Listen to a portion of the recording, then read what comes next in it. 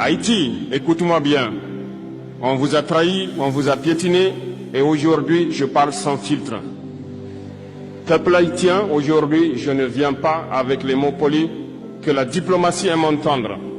Non, je viens avec la vérité que beaucoup redoutent, la vérité que certains préféraient que vous n'entendiez jamais. Parce que ce qui a été fait à Haïti n'est pas une erreur, ni un malentendu historique, ni une crise indépendante de toute influence extérieure. Ce qui a été fait à Haïti est un crime stratégique, soigneusement construit, minutieusement exécuté et continuellement justifié par des discours hypocrites. Haïti, vous n'avez pas été abandonné. Vous avez été trahi. Trop de puissances ont joué avec votre destin comme on joue une partie d'échecs. Et vous étiez la pièce qu'elles pensaient pouvoir sacrifier sans remords. On a étouffé votre économie, étranglé vos institutions, humilié votre peuple. Puis on a osé dire que Haïti n'arrive pas à se gérer. Mais qui a cassé vos ailes? Qui a posé les chaînes? Qui a tiré la corde? Haïti, on vous a imposé des sanctions déguisées en aide. On vous a imposé des tutelles déguisées en coopération. On vous a imposé des discours moralisateurs pour cacher l'exploitation, la mainmise, le contrôle à distance. Et quand votre peuple a résisté, parce que vous êtes un peuple qui ne se soumet jamais, ils ont utilisé les médias pour vous salir, pour vous faire passer pour un pays ingérable, chaotique, perdu. Non, ce qui est perdu, ce n'est pas Haïti. Ce qui est perdu, c'est l'honneur de ceux qui ont trahi la première république noire du monde. Haïti a montré au monde comment briser l'esclavage.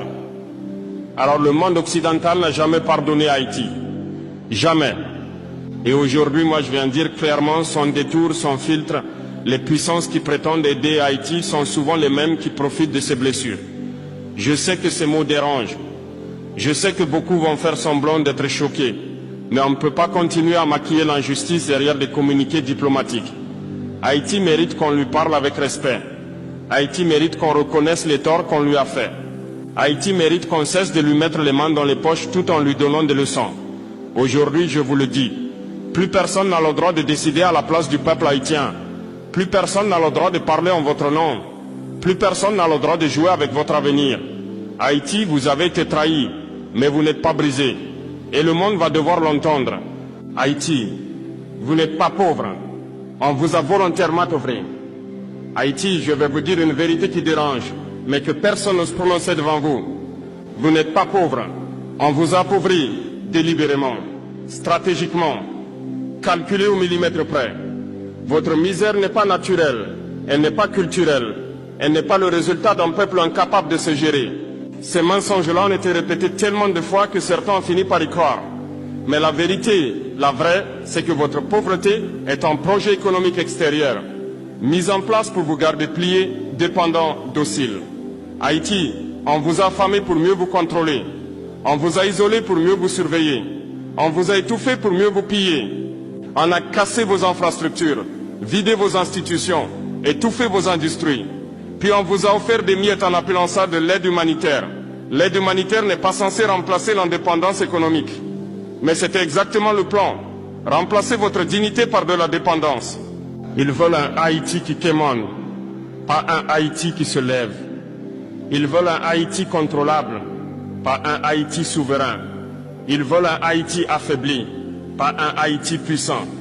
Et je vais être encore plus clair. Chaque fois que vous avez tenté de vous relever, d'ouvrir vos propres portes, de développer vos propres industries, de mobiliser vos propres richesses, on vous a stoppé par la dette, par les pressions, par les interventions, par les accords imposés, par les ingérences déguisées en coopération. Haïti, on vous a volé votre droit naturel à la prospérité. Oui, volé. Parce que le pays qui a renversé l'esclavage n'avait pas le droit, selon eux, de prospérer librement. Leur logique était simple. Un peuple noir qui se libère doit être puni pour éviter que d'autres fassent pareil. Voilà la vérité que beaucoup fuient. Voilà la vérité que vos ennemis n'aiment pas voir circuler.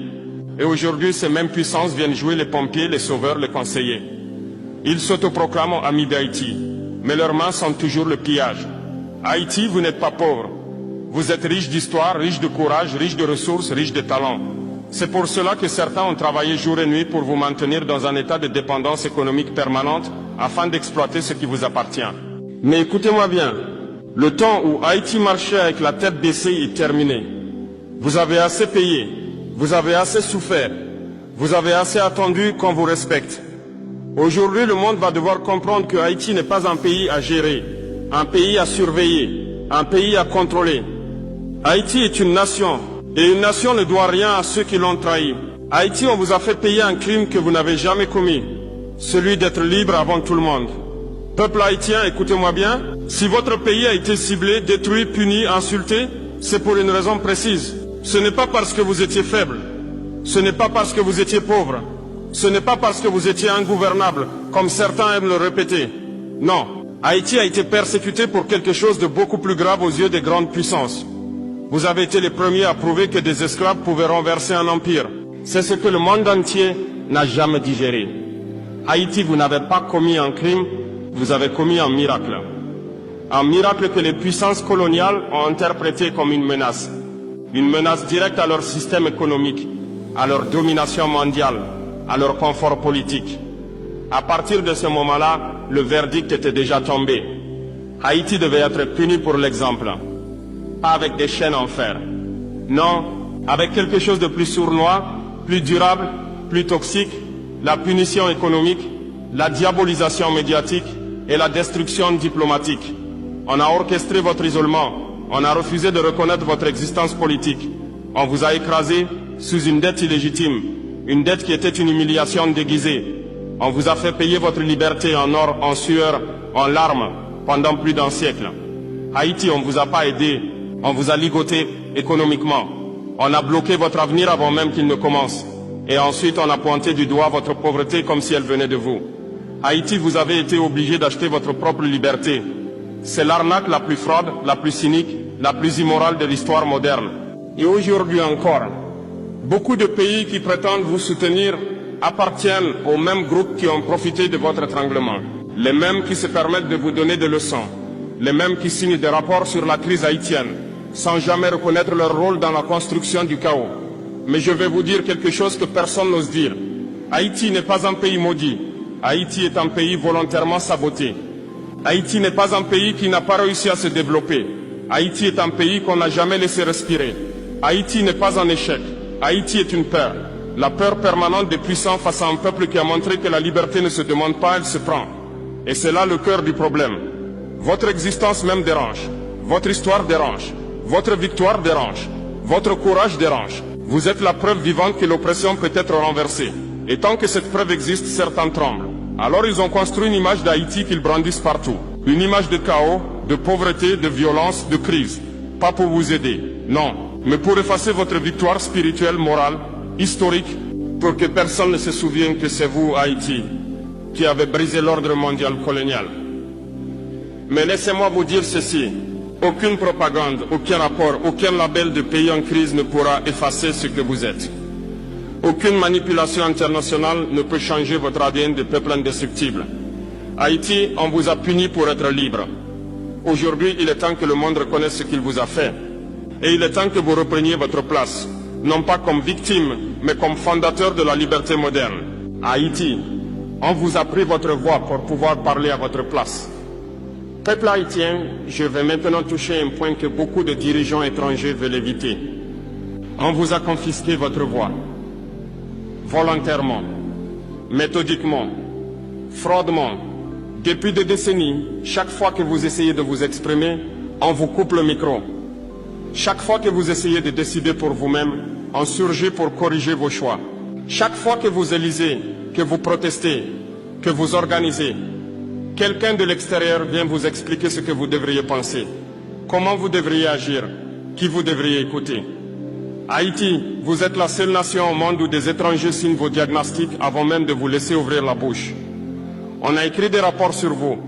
On a choisi des envoyés spéciaux pour vous. On a créé des organisations qui parlent pour vous. Et parfois même on se permet d'imaginer ce que vous voudriez sans jamais vous demander réellement. Vous savez pourquoi? Parce que si Haïti parle elle-même, la vérité sort. Et beaucoup ne peuvent pas se permettre d'entendre cette vérité. Haïti, on a décidé que vous n'aviez pas le droit d'être souverain dans votre propre discours. On a préféré raconter votre histoire à votre place. On a préféré traduire vos douleurs, filtrer vos revendications, rediriger vos cris. Et tout cela pourquoi? Pour contrôler